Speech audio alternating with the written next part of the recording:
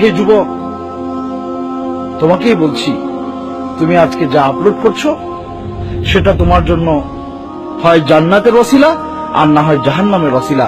সিদ্ধান্তটা তোমার, সিদ্ধান্তটা তোমার। তুমি কি জান্নাতে যাওয়ার জন্য কাজ করছো না জাহান্নামে যাওয়ার জন্য কাজ করছো? সিদ্ধান্তটা তুমি নেবা। আল্লাহ সুবহানাহু ওয়া তাআলা পবিত্র কোরআনে সূরা নূরের 19 নম্বর আয়াতে বলছেন, ইন্নাল্লাযীনা ইউহিব্বুনা আন তাশিআল ফাহিশা ফিল্লাযীনা আমানু লাহুম আযাবুন আলীম।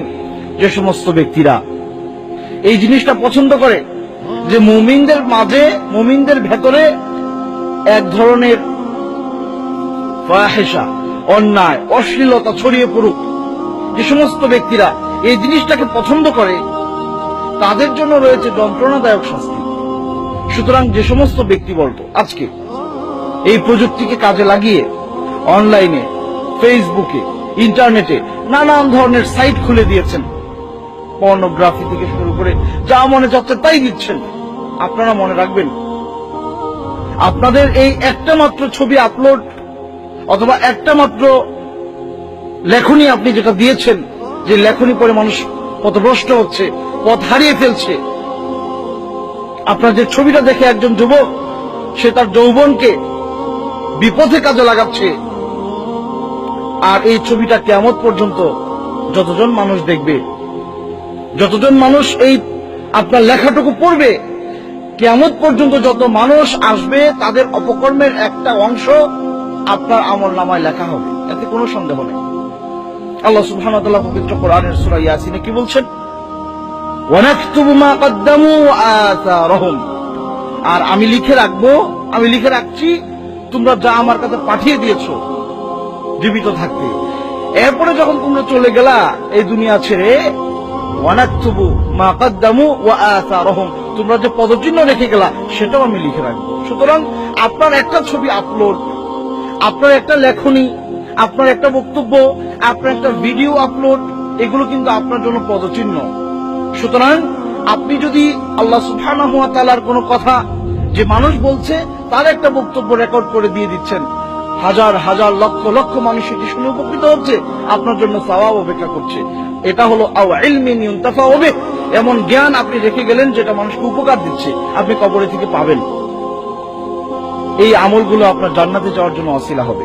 পক্ষান্তরে যে ব্যক্তি এখানে একটা খারাপ ভিডিও আপলোড দিল, একটা নগ্ন ভিডিও আপলোড দিল, নগ্ন ছবি আপলোড দিল, খারাপ বক্তব্য লিখে দিল যেটা পড়লে মানুষের বিপদে যাওয়ার পথ সোজা হয়, তাহলে ওই ব্যক্তি যিনি এটা করে গেলেন সেটা তার জন্য এমন গুনাহ কিয়ামত পর্যন্ত, যেটা আল্লাহ সুবহানাহু ওয়া তাআলা লিখতে থাকবেন। যত মানুষ এই জিনিসগুলো দেখে বিপদে যাবে, যত মানুষ, লক্ষ লক্ষ কোটি কোটি মানুষ বিপদে যাবে।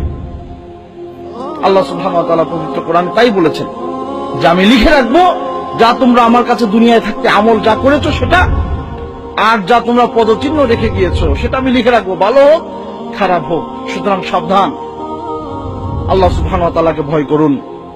আপনার কাছে মোবাইল ফোন আছে, ল্যাপটপ আছে, আপনি চাইলেই একটা কিছু পোস্ট করতে পারছেন, লক্ষ লক্ষ মানুষ সেটা দেখবে। সুতরাং সাবধান, আপনি সাবধান হয়ে যান।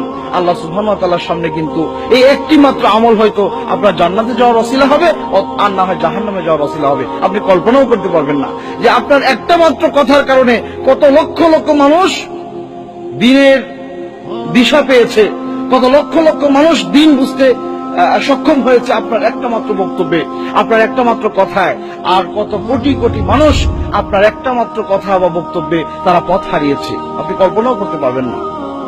সুতরাং সম্মানিত উপস্থিতি, আসুন এই ব্যাপারগুলো আমরা খুব সতর্ক হয়ে, সতর্ক দৃষ্টিতে আমরা এই ব্যাপারগুলোকে কাজে লাগাই।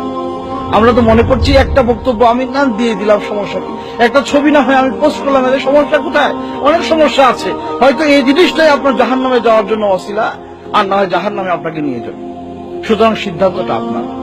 তাই আসুন আমরা সবাই যাই করছি প্রত্যেকটা মুহূর্তে আমি চিন্তা করি আমার এই বক্তব্যটুকু, আমার এই কথাটুকু, আমার এই আমলটুকু হয় আমাকে জান্নাতে নিয়ে যাওয়ার ওসিলা হবে, আর নয় জাহান্নামে নেওয়ার ওসিলা হবে। আমি যেটা করছি সেটা আমাকে কোন দিকে নিবে, এই চিন্তাটা যখন আপনি করবেন তখন আপনার পক্ষ থেকে খারাপ কিছু সংঘটিত হওয়া খুবই কঠিন।